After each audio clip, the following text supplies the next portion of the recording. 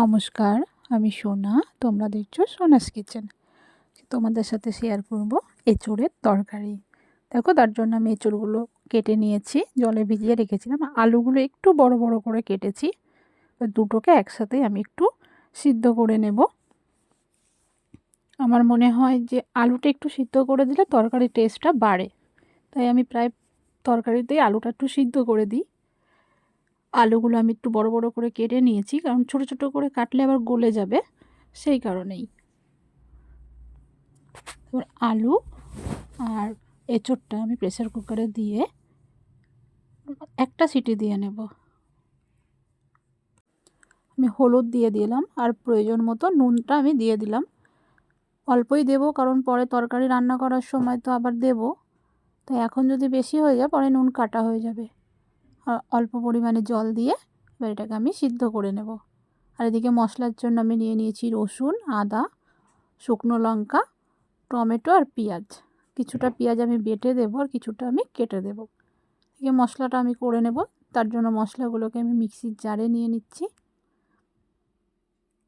একে একে সমস্ত মশলাই আমি জারে দিয়ে দিলাম। এবার আমি দিয়ে দেব এতে প্রয়োজন মতো অল্প করে জল।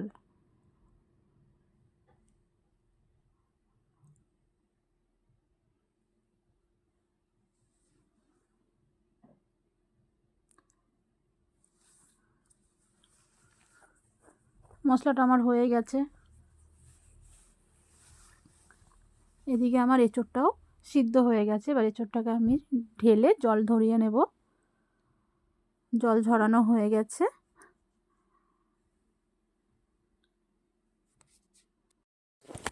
আলুগুলোও সিদ্ধ হয়ে গেছে, আমি টুকরো টুকরো করে কেটে নিয়েছি।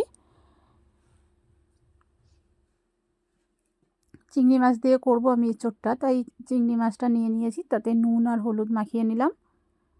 এবার আমি গ্যাসটা ধরিয়ে কড়াইটা বসিয়ে দেব। কড়াইটা আমার বসানো হয়ে গেছে, তাতে তেলও আমি দিয়েছি। তেলটাও মোটামুটি গরম হয়ে এসেছে। ওতে আমি এক এক করে চিংড়ি মাছগুলোকে ছেড়ে দিলাম। মাছগুলো আমি খুব একটা কড়া করে ভাজবো না, খুব কড়া ভাজলে চিংড়ি মাছের একদমই স্বাদ থাকে না, তাই আমি হালকা করে ভেজে নিলাম চিংড়ি মাছটাকে। চিংড়ি মাছটাকে আমি এবার তুলে নিলাম। ওই তেলেই আমি ভেজে নেব আলুগুলো, যেগুলো আমি সেদ্ধ করে রেখেছি।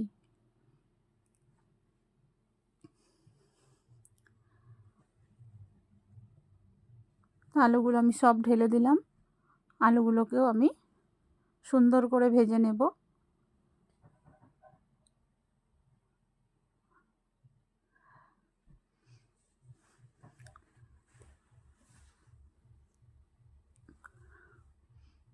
আলুগুলো আমার ভাজা হয়ে গেছে। এবার ওই তেলে আমি এবার এঁচোড়গুলোকে ভেজে নেব। সমস্ত এঁচোড় দিয়ে খুব সুন্দর করে এঁচোড়গুলোকে ভেজে নেব। কোনোটাই আমি বেশি ভাজবো না, খুব একটা বেশি কড়া করে ভাজবো না, মোটামুটিভাবে ভাজবো, কারণ কড়া করে ভাজলে তখন আর খেতে কোনো কিছুরই স্বাদ লাগবে না। তাই সব কিছু একটু হালকা করে আমি ভেজে নেব। আর এই সময় তো এঁচোড় খেতে খুবই সুন্দর লাগে, সবে সবে উঠছে। তো কারা কারা এঁচোড় খেতে পছন্দ করো অবশ্যই আমাকে কিন্তু জানাবে। তো দেখো, এঁচোড়গুলো আমি ভেজে নিচ্ছি সুন্দর করে। এবার এঁচোড়গুলো আমি তুলেও নিয়েছি। ওই তেলের মধ্যে আমি জিরে ফোড়ন দিয়ে দিয়েছি। যে পেঁয়াজটা আমি কুচিয়ে কেটে রেখেছিলাম, এবার আমি সেটা দিয়ে দেব তেলের মধ্যে। পেঁয়াজটাকে দিয়ে আমি ভাজবো। পেঁয়াজটা যতক্ষণ না নরম হচ্ছে ততক্ষণ পর্যন্ত আমি ভাজবো। তো পেঁয়াজটা মোটামুটি আমার নরম হয়েই এসেছে। এবার আমি এতে দিয়ে দেব যে মশলাটা আমি করে রেখেছিলাম, সেই মশলাটা,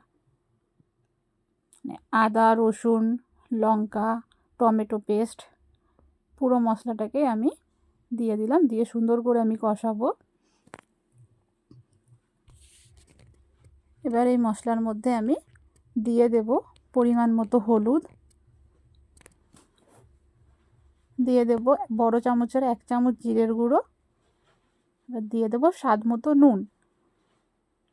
নুনটা আমি আগেও দিয়েছি, তাই সেই বুঝেই নুন দেব। সিদ্ধ করার সময় তো নুন দেওয়া ছিল, এবার মশলাটাকে আমি সুন্দর করে কষাবো যতক্ষণ না মশলা থেকে তেল বেরোচ্ছে। গ্যাসটা অবশ্যই লো ফ্লেমে রাখতে হবে, হাই ফ্লেমে করলে মশলাটা পুড়ে যাবে।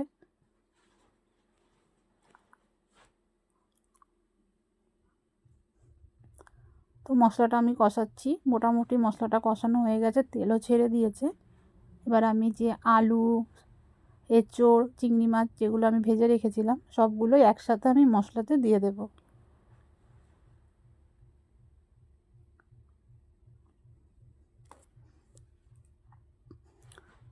এবার মশলার সাথে এঁচোড়টাকে আমি খুব সুন্দর করে কষাবো, খুব ভালো করে কষাতে হবে, তাহলেই টেস্ট হবে, না হলে তো একদমই খাটনি সব বেকার হয়ে যাবে।